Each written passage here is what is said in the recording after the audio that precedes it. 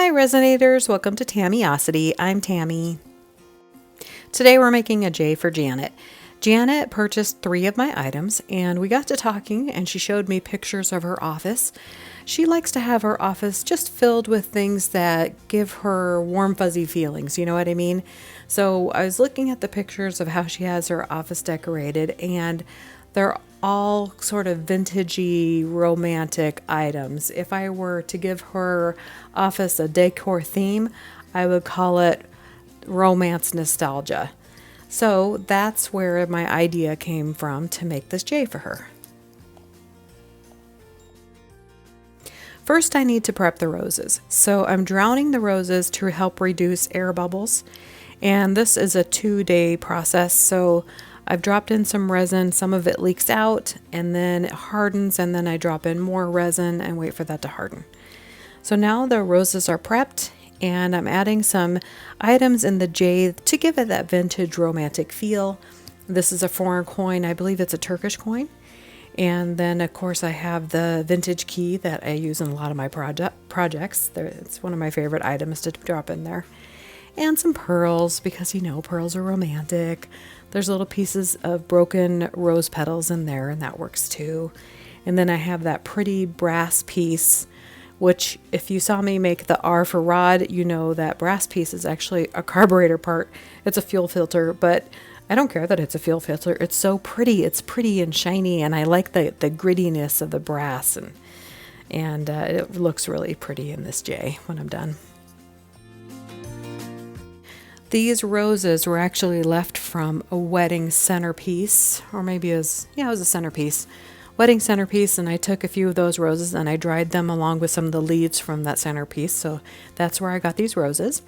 And it turns out that doing the roses in the J is perfect practice because while I was working on this project, I got a customer request for Julie and she wanted some roses that she had received on Valentine's Day saved for her in a J for Julie.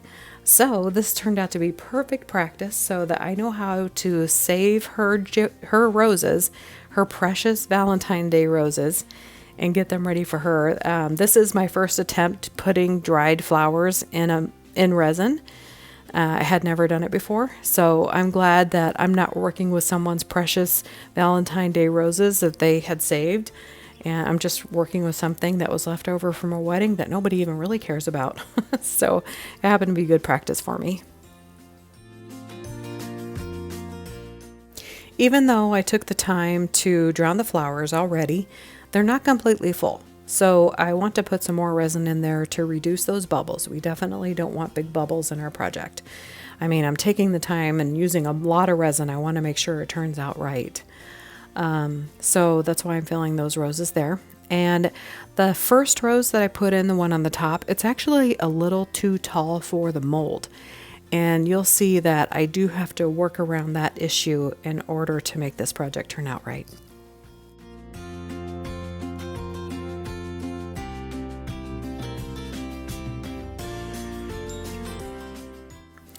Okay, so the first layer is done. I'm on to, actually I think I did 2 layers already.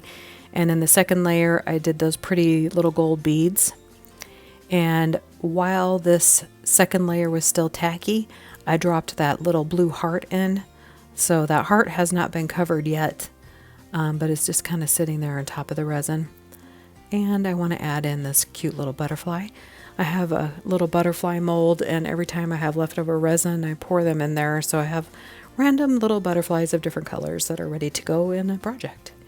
And then I'm adding these beads. They're the perfect color, a touch of blue, which matches the heart, and a little bit of a golden yellow color, which matches the roses.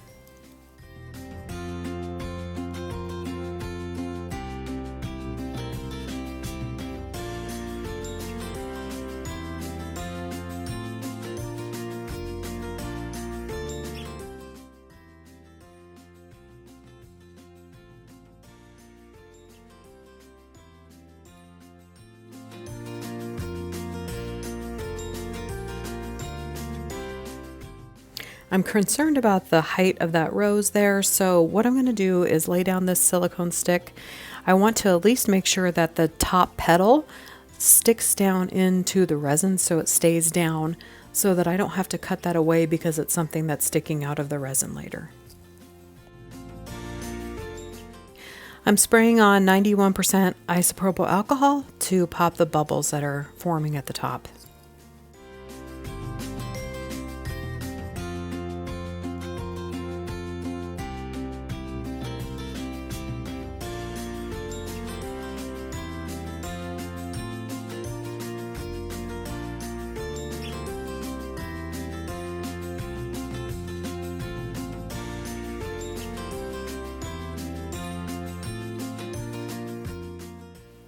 I'm making the final layer white so that it will help everything within the J pop. When you're looking at it from the front, it should really make everything vibrant. There you can see that the rose kind of didn't go all the way down, although it is covered in resin. It's completely covered. And even though it kind of sticks out there just a bit, the J really still does lay flat. So I think it's fine, but I'll probably add some little plastic feet to make it lay flat on the table surface. And let's get this puppy out so we can see how pretty it is. Okay, time for the reveal. Oh, let's take a look at the sides first. Look at the layers. You can see where the beads were added. I like to look at the layers on the side.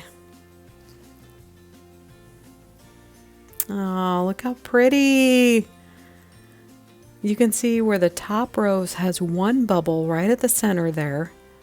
But overall, I'm so impressed with myself. I did a great job preserving these roses, I think. They turned out so good. And those little yellow beads really give it a vintagey feel. And you can see the coin is still exposed. The resin didn't get all the way under it. But I'm not going to leave it like that. I'm going to dome it with a top coat. It's so pretty.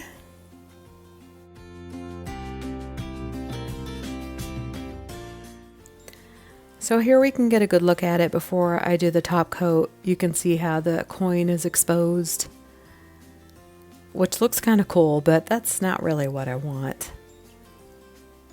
The top rose is just a little bit smooshed in, and it was because it was too big.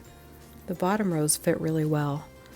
So I did tape it off before doing the top coat, before doming it, and just want to get this tape pulled off.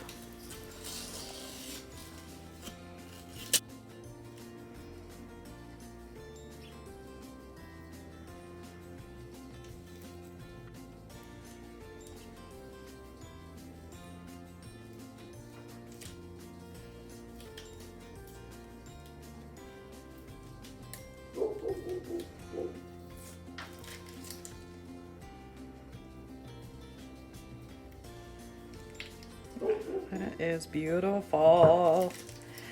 Beautiful. Here it is. It's all done. It has a nice, shiny, pretty top coat on it. And it really has this romantic, nostalgic, vintagey feel about it. I just love how the beads go with the flowers and that piece in the middle. I mean, who would think to put a carburetor part in with flowers? But it's pretty all together. And that key, you know, I love the key. I know a lot of people out there like those keys because the reason I have them is that brides use them as party favors, wedding favors when they have a wedding here at our venue. And when they have the leftover keys, they just leave them here. So I can't tell you how many weddings have had those keys. So I know people love them. But I just want to say thank you for watching this video. If you like this video, please like and subscribe. And I can't wait to show you my next project. Thank you.